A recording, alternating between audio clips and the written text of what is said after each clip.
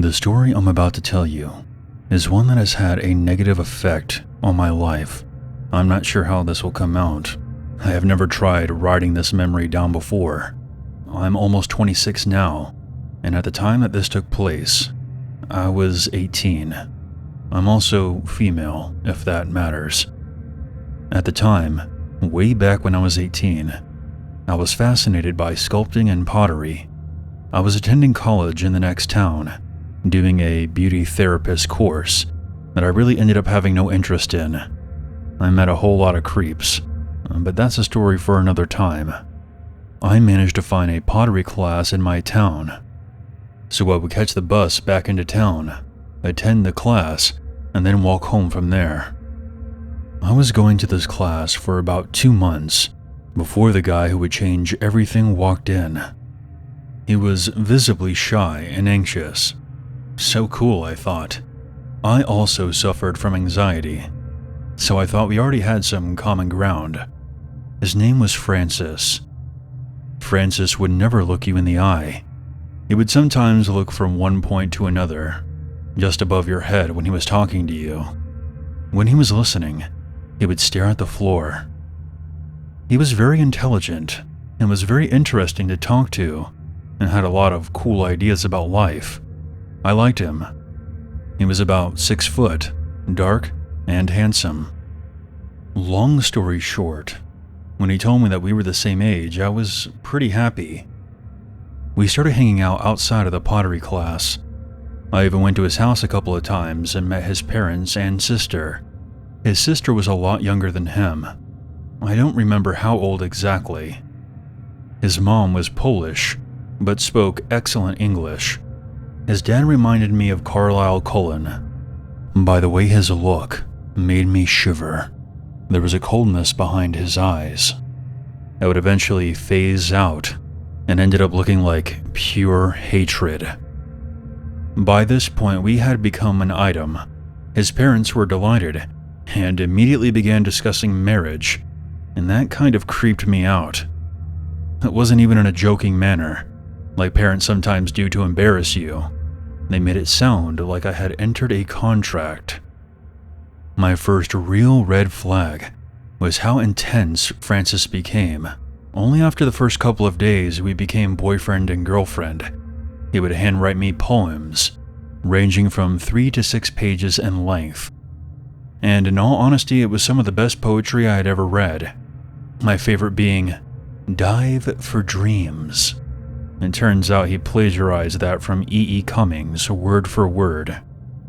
I thought he was joking, or wanted to impress me, but couldn't write himself, so I ignored the compulsive lying regarding his poetry. Then the onslaught of calls and texts began.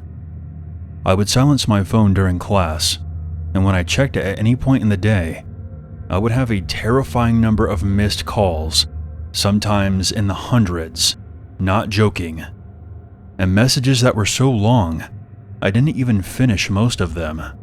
They were all ramblings of how his love for me surpassed his own will to live.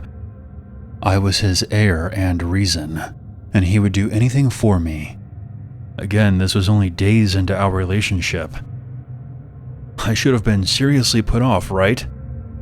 You fucking think? But this is where I felt sorry for him. I did what you should never do and ignored my gut instinct. He was pretty isolated apart from his own family and me. He had no other friends. I just thought he was attention-starved and it would level out in time. This is where things spiraled out of control.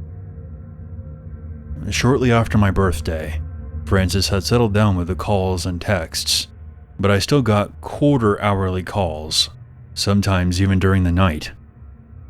Now, bearing in mind, we hadn't done anything at this point, other than kissing. At the time, I had a really big thing about not feeling ready to go further with him, and I didn't ignore that. We had sent a couple of pictures to each other. Never do this, by the way. It never ends well. And his mom found them. Well, no. To be specific, he showed them to her.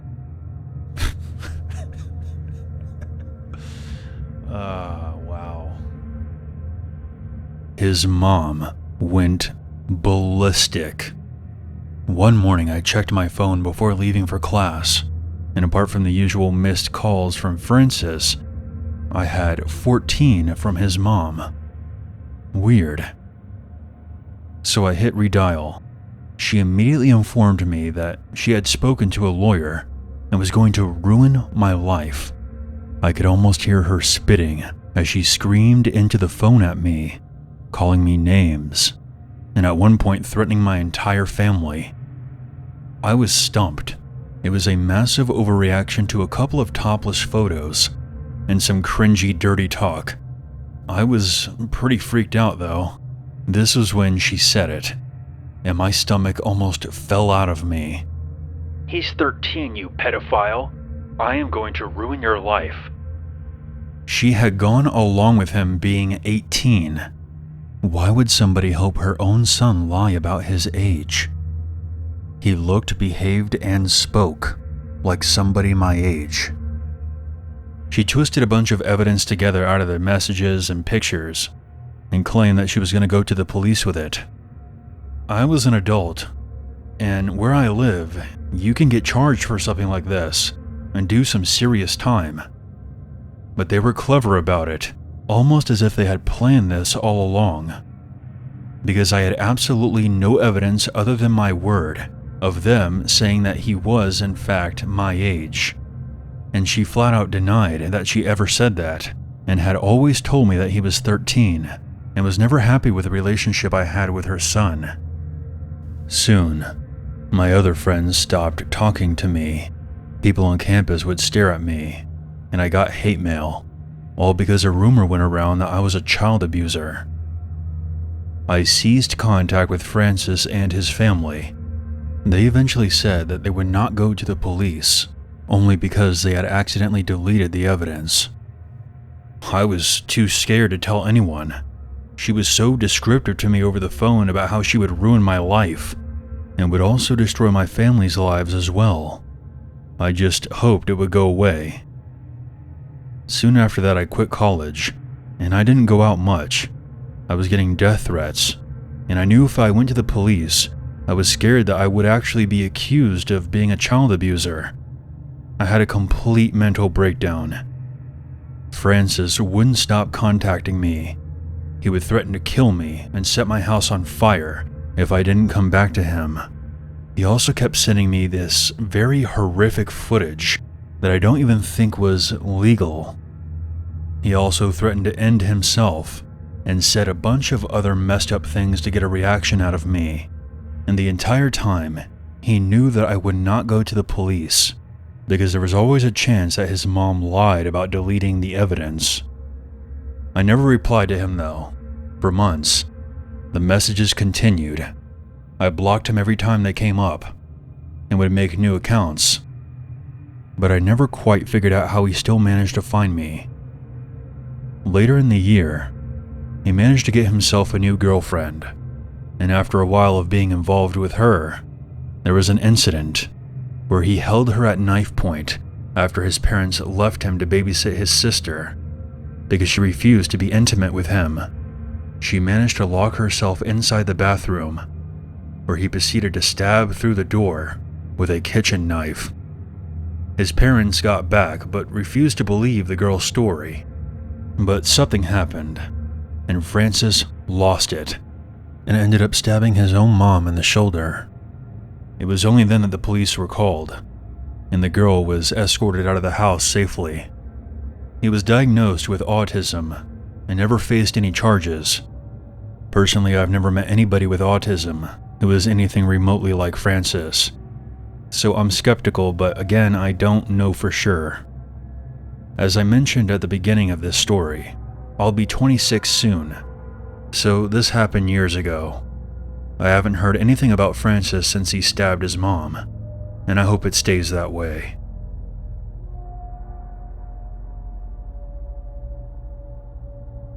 This experience happened to my roommates and I in our second year of university.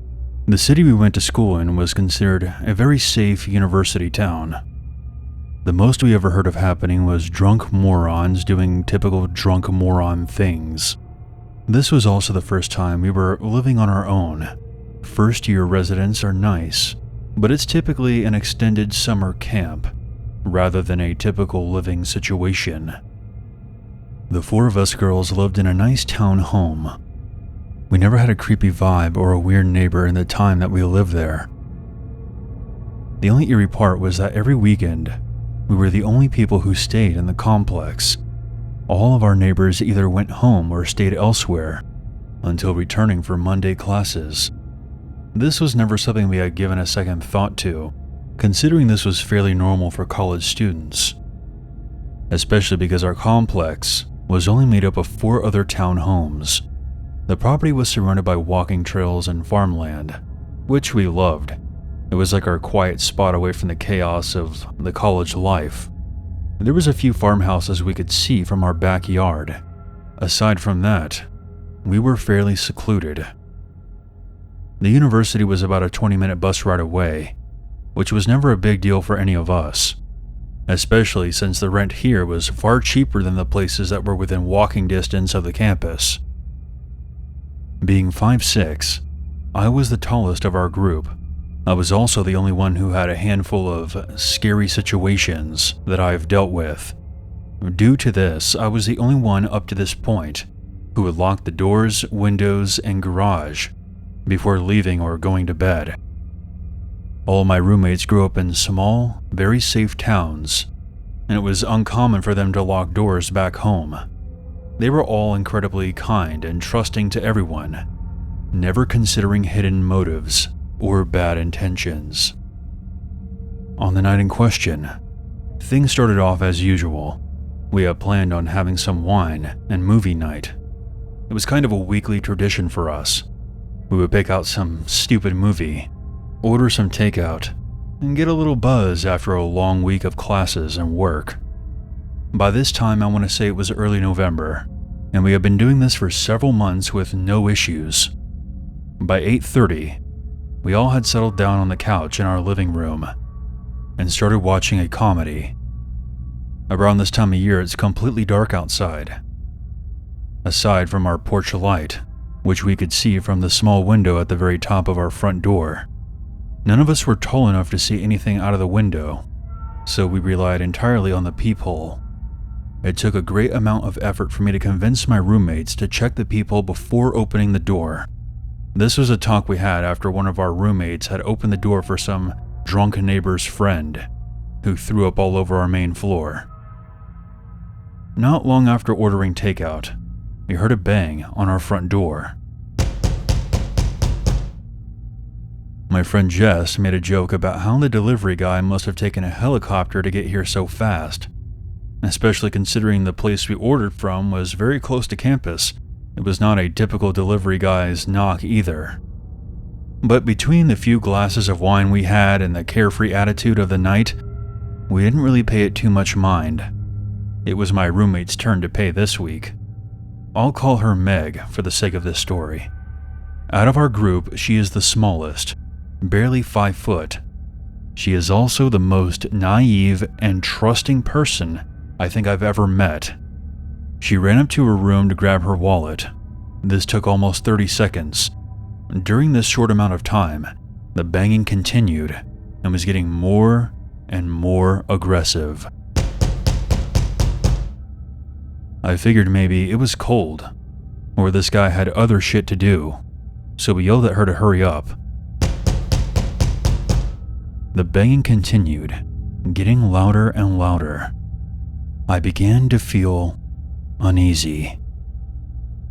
When she came down, I told her to check before opening the door, as she's usually the one that just opens up. She got to the door and looked through the peephole. She could barely reach it on a good day, so when she couldn't see anything on the other side, my roommate got up to help.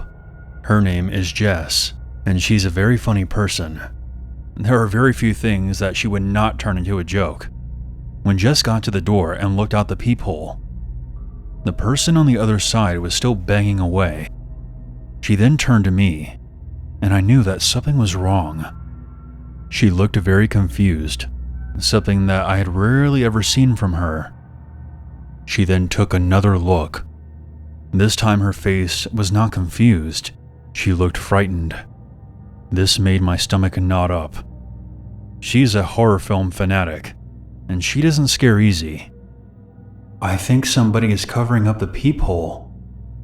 At this point, I got up and looked out the hole. And yes, somebody was definitely covering it.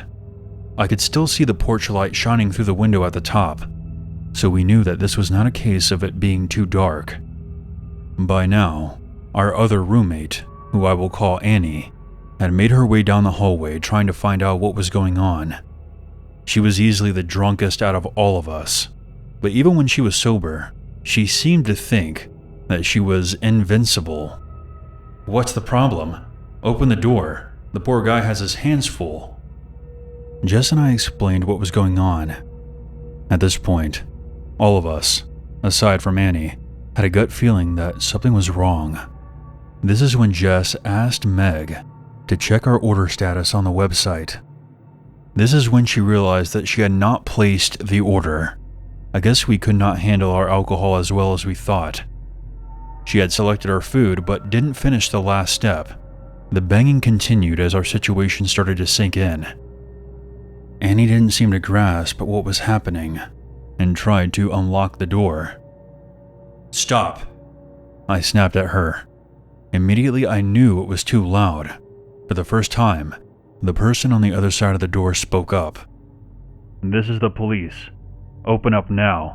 We have a few questions to ask you." This sobered me up right away. I looked over at Meg, who was already welling up, and then at Jess, who had gone completely pale.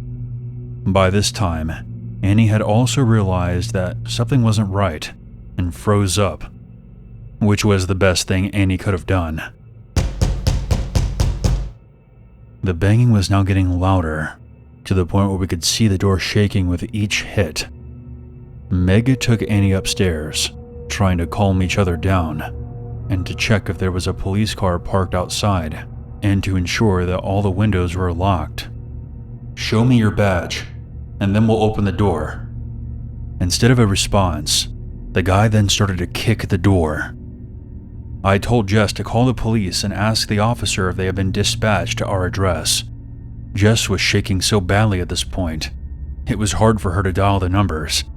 Meg had come back down the stairs and informed us that there was no police car parked outside.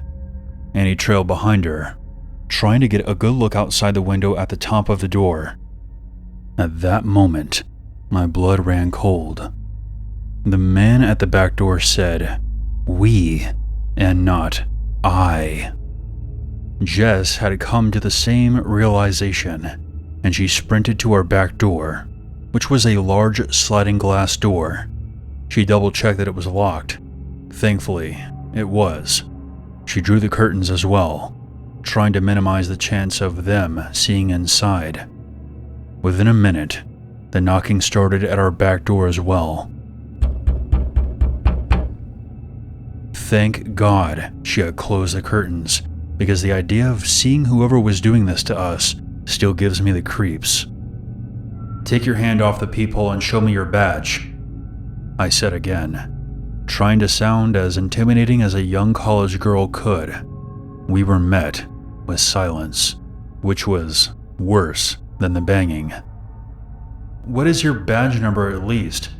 Prove to us that you are police," I said, trying to keep my voice from shaking. The only response I got back was, "I can't do that." Jess had handed off her phone to Meg, who was sobbing at this point, trying to talk to the dispatcher. The banging was now coming from both sides of our house.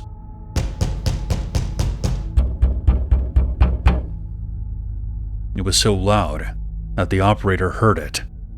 "Is there somebody trying to break in your house?" I heard them asking Meg. They were obviously having a hard time understanding anything she said. Meg frantically asked if the police had been sent to our house. The answer we all knew by now was no. Meg babbled that at least 2 men tried to get us to unlock the door by impersonating a police officer. "Try to stay calm and stay on the phone with me. The real police are on their way to your address now. How long will they be? No more than 10 minutes. That made Meg cry even harder, realizing just how long 10 minutes really is. The door was being hit so hard that I was worried it was going to break. Jess ran back to the kitchen, making me worried that a window had been left open.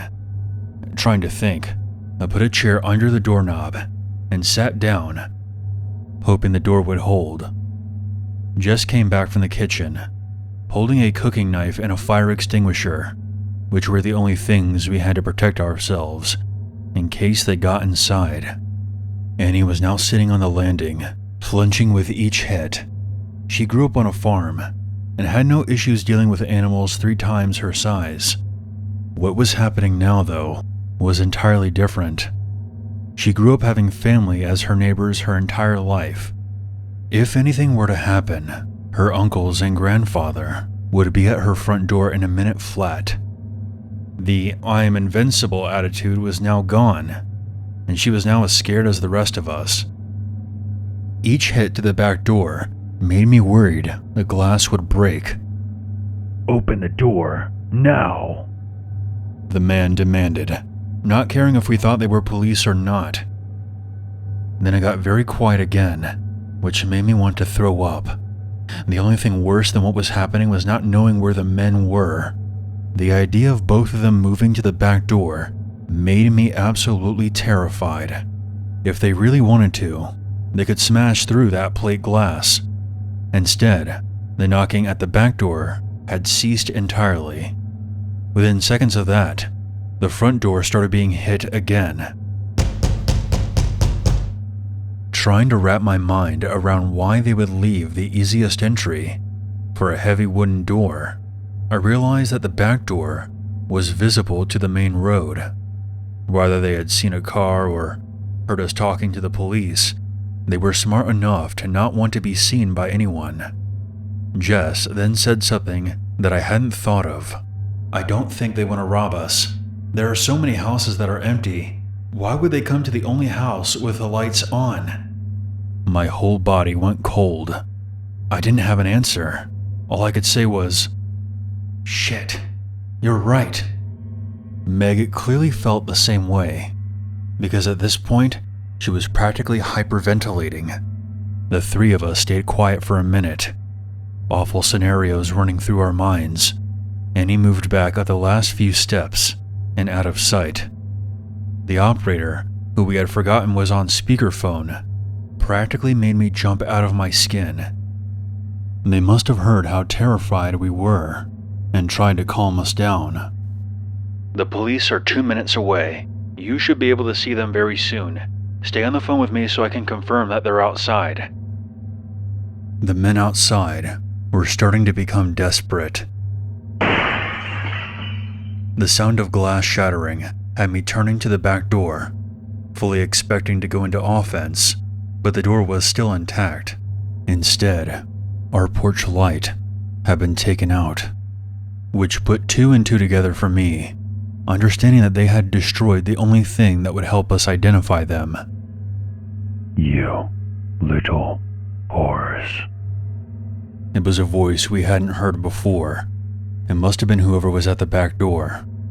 His words were full of hate and venom. It scared me much more than the banging. It didn't feel like the first man we heard. It was much worse. He seemed so calm, intent on whatever his goal was. Up until this point, I could have convinced myself that they wanted our valuables, but this voice made me understand what they really wanted. To this day, I've never heard a voice come close to that level of malice. It sounded like he wanted to inflict harm on us, and if he gained entry into our house, I knew that's exactly what he was going to do. I looked over at Meg. I know how terrified I must have looked. Until now, I had done a half-decent job hiding my fear, but that voice I heard ruined my ability to stay stone-faced. Meg looked like a scared little girl, and that made me panic. If they got inside, There was nothing I would have been able to do to stop them. We would have been at the mercy of the monsters outside. It became so quiet that it sounded like a shotgun had gone off when Annie ran back down the stairs. "I hear the sirens outside. They're coming down the road now," she said in a hushed voice, hoping that the men outside wouldn't hear her. I think she was so scared that she didn't realize that the men would have been able to hear the sirens as well. The same man we heard before spoke again, in that same awful, calm voice. He read aloud a letter that was addressed to the four of us, that our neighbor must have put in our mailbox. She mentioned something about a potluck happening the next week. None of us thought to check the mailbox after we talked to her in the driveway this morning.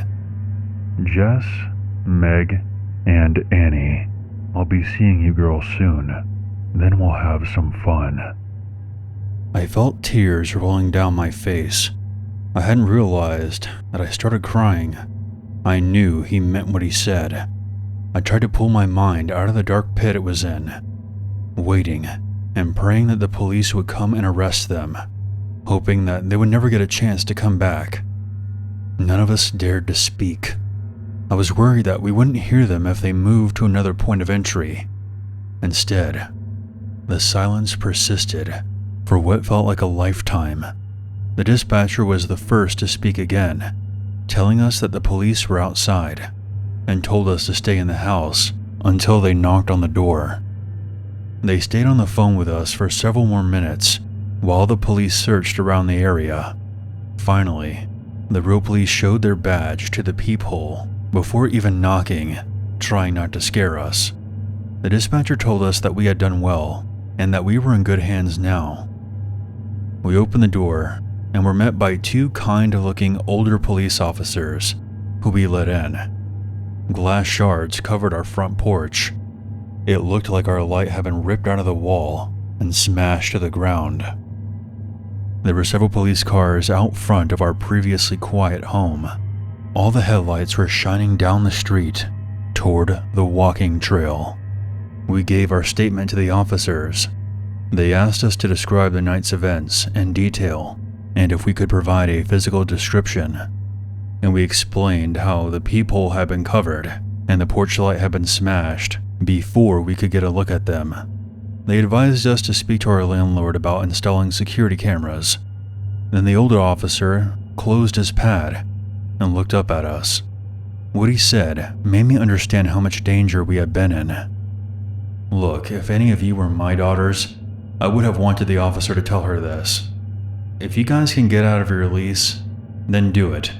They all know where you live and they also know our response time, especially after he told you that he would be back." They asked us if we had heard a vehicle at any point, and that was something that I had not considered. None of us heard any kind of engine sounds until the police were there.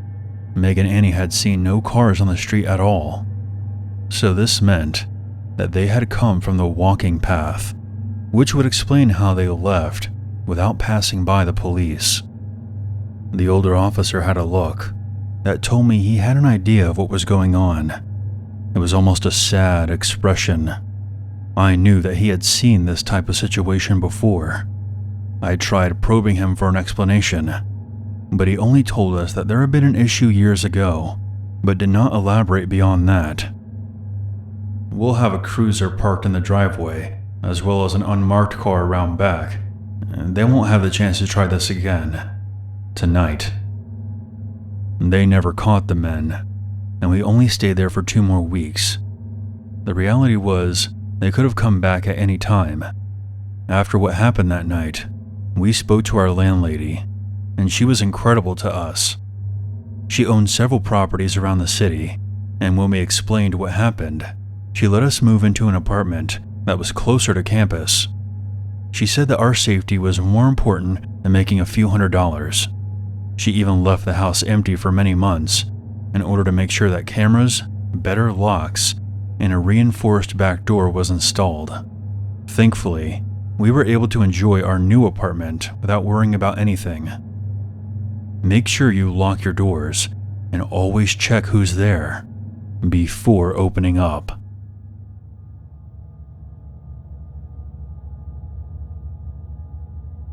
This happened in 2016, when I was 17 years old, in my first year as a college student. I'm now 22, and my name is Julia. I lived alone in my first apartment. It was very small, but I was proud of my independence.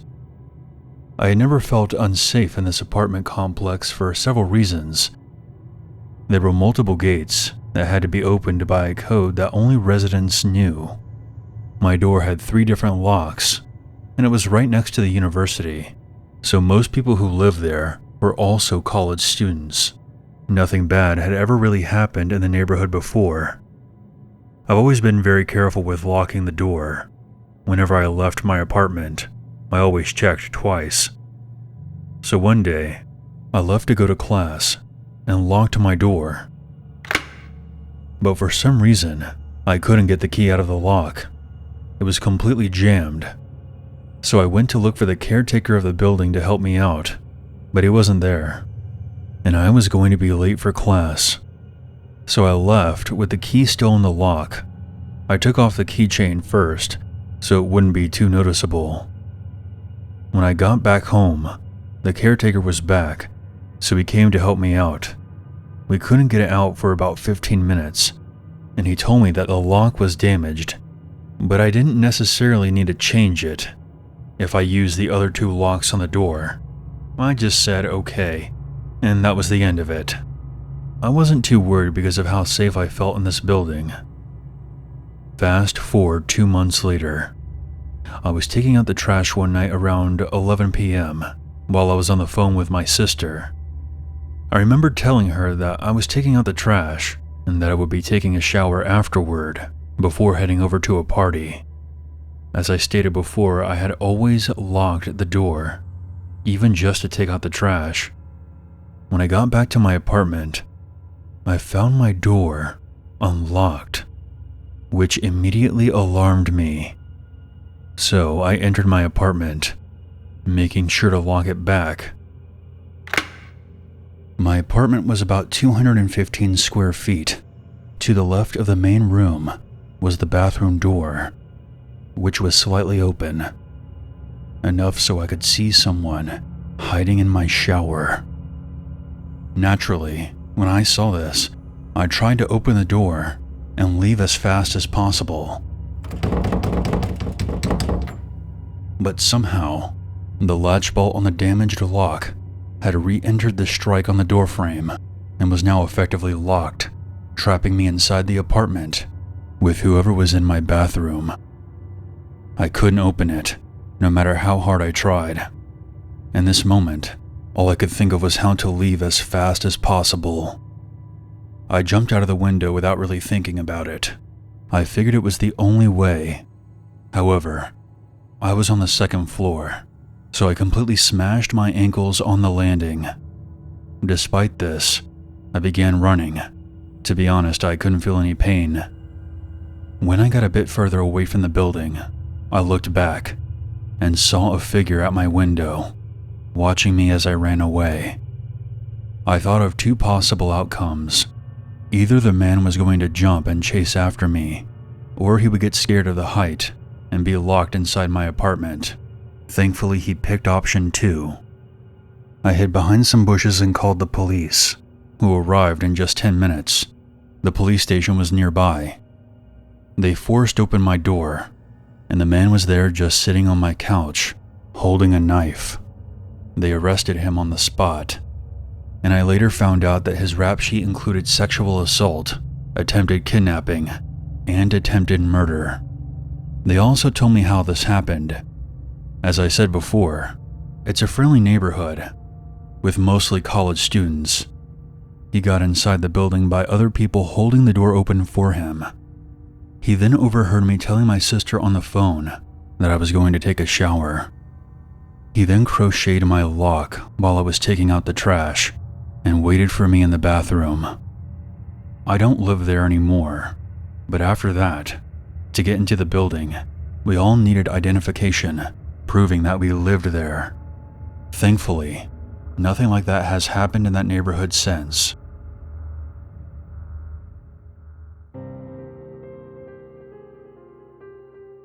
Hey everyone, this is your Uncle Unit. Thank you so much for checking out my video. If you have a story that you would like me to narrate on this channel, please send it to my email, unit522submit@gmail.com. Make sure you hit the subscribe button so you don't miss out on any future content. And if you would like to support this channel even further, you can check out my merch store. There's a link for that in the description. I look forward to hearing from you, and I hope you stay tuned for the next video. Until then, never forget. There's always a reason.